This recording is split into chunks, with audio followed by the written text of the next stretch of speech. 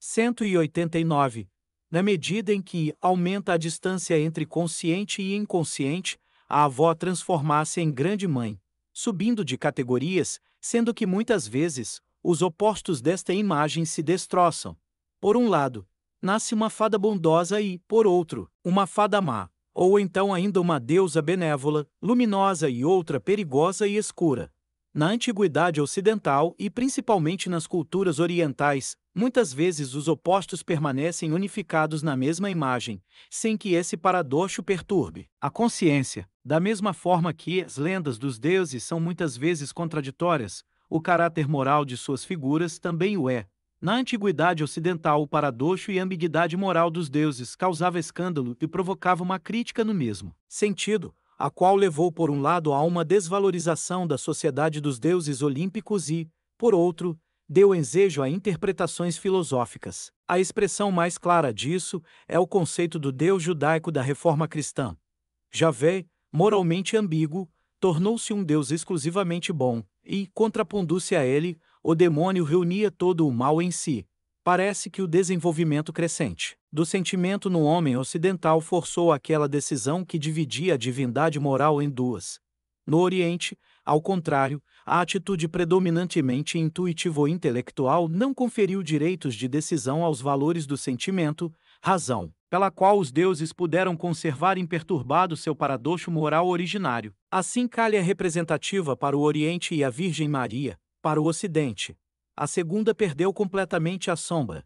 Esta caiu no inferno da imaginação popular, onde leva uma existência insignificante de avó do diabo. Graças ao desenvolvimento dos valores do sentimento, o esplendor da divindade clara e bondosa elevou-se a uma altura incomensurável. O obscuro, porém, que devia ser representado pelo diabo, localizou-se no ser humano. Este desenvolvimento peculiar foi causado principalmente pelo fato de o cristianismo, assustado pelo dualismo maniqueísta, procurar a todo custo a preservação do monoteísmo. Uma vez que não se podia negar a realidade do obscuro e do mal, só restava responsabilizar o ser humano por estes últimos. Chegou-se até a eliminar o diabo, o que introjetou no homem esta figura metafísica, que constituía antigamente parte integrante da divindade, de forma a tornar o homem o portador do mistio e a miniquitatis. Onibanamadeu, Onimalumab, Omini. Este desenvolvimento sofre hoje em dia uma reversão infernal.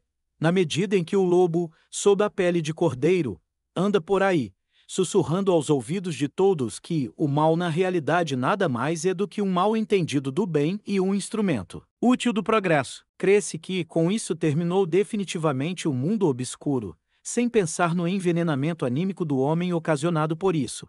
Assim, o próprio homem se transforma no diabo, pois este é metade de um arquétipo, cujo poder irresistível não impede que o europeu sem fé exclame sem querer ou Deus, em toda ocasião adequada ou inadequada. Se pudermos, jamais devemos identificar-nos com um arquétipo, pois as consequências são assustadoras, conforme revela a psicopatologia e certos acontecimentos contemporâneos.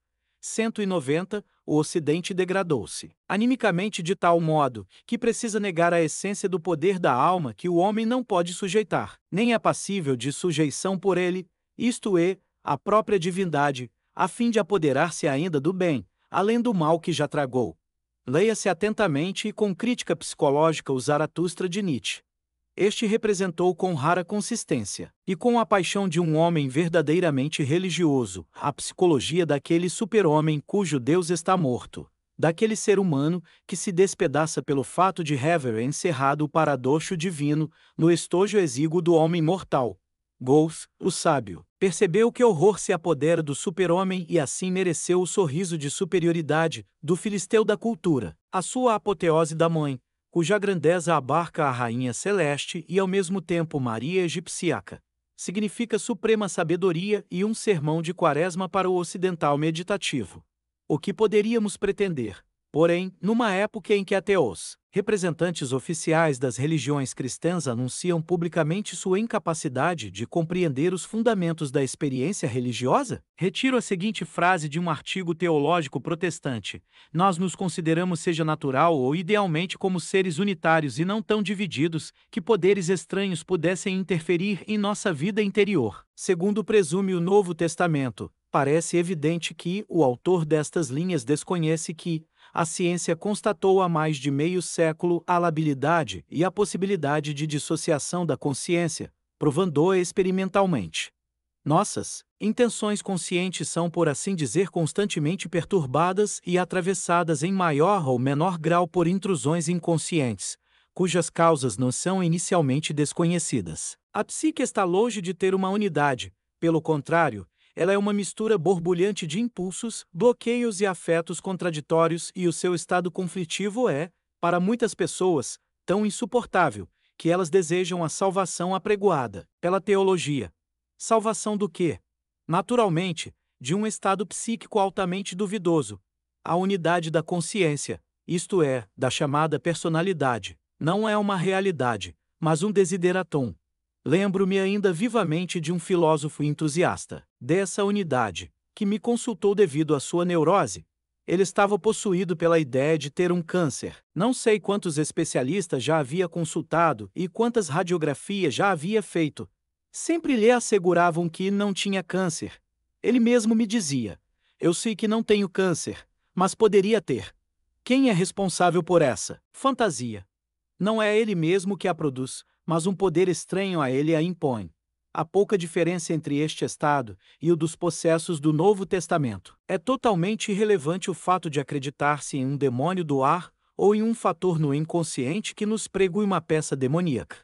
O fato de que o homem se sente ameaçado por poderes estranhos em sua unidade imaginária permanece o mesmo nos dois casos. A teologia deveria levar em consideração estes fatos psicológicos, em vez de desmitologizar ainda, a modo dos iluministas, mas com um traço estilístico de 100 anos.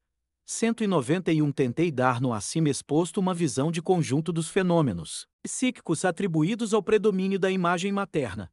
Ainda que eu não tenha chamado sempre a atenção do leitor, ele pode perceber sem dificuldade os traços que caracterizam mitologicamente a figura da Grande Mãe, mesmo sob o disfarce da psicologia personalista. Quando pedimos aos nossos pacientes que estão particularmente influenciados pela imagem materna que expressem através da palavra ou da imagem o que significa mãe para eles, quer positiva quer negativamente, o que recebemos como respostas são configurações simbólicas que devem ser encaradas como analogias diretas da figura materna mitológica. Com estas entramos, porém, numa área cujo esclarecimento ainda deixa muito a desejar. Eu, pelo menos, não me sinto em condições de dizer qualquer coisa de definitivo a respeito. Se apesar de tudo eu tiver que tecer algumas considerações, que as mesmas sejam tidas como provisórias, e de S. Compou-me, SAD a S. Asterisco, 192. Antes de mais nada quero chamar a atenção para o fato particular de que a imagem materna se situa num nível diferente quando quem a expressa é um homem e não uma mulher. Para a mulher, a mãe é o tipo de sua vida sexual consciente. Para o homem, porém, a mãe é o tipo de algo estranho, ainda a ser vivenciado e preenchido pelo mundo imagístico do inconsciente latente. Por esta razão, o complexo materno do homem é, por princípio, diverso do da mulher. Portanto, a mãe é para o homem, de antemão, por assim dizer, uma questão de caráter decididamente simbólico, donde a tendência do mesmo a idealizá-la. A idealização é um expediente apotropaico secreto. Ela ocorre quando um medo deve ser conjurado. O que se teme é o inconsciente e sua influência agir e se asterisco 193, enquanto que no homem a mãe é ipso facto simbólica. Na mulher ela se torna símbolo só no decorrer do desenvolvimento psicológico. Chama a atenção o fato de que, segundo a experiência, o tipo que prevalece em geral no homem é o de Urânia, ao passo que na mulher é o tipo ctônico, o da chamada Mãe Terra. Numa fase em que aparece o arquétipo, ocorre frequentemente uma identificação mais ou menos completa com a imagem originária, a mulher pode identificar-se diretamente com a Mãe Terra, ao passo que um homem não, exceto em casos psicóticos. Tal como mostra a mitologia, é uma característica da Grande Mãe o fato de ela aparecer muitas vezes junto com seu par masculino. O homem identificar-se, portanto, com o Filho amado, agraciado pela Sofia, o Puer Aeternus, ou um Filius Sapientiae, um sábio. O companheiro da mãe ctônica, no entanto, é o oposto, um Hermes fálico ou, como no Egito, um bis ou expresso em indiano um lingam.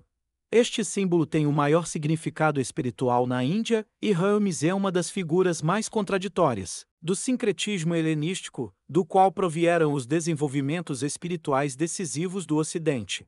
Hermes também é deus da revelação e, na filosofia natural da Alta Idade Média, nada menos do que o próprio nos Criador do mundo. Este segredo foi expresso do melhor modo, através das obscuras palavras da Tabula Smaragdina.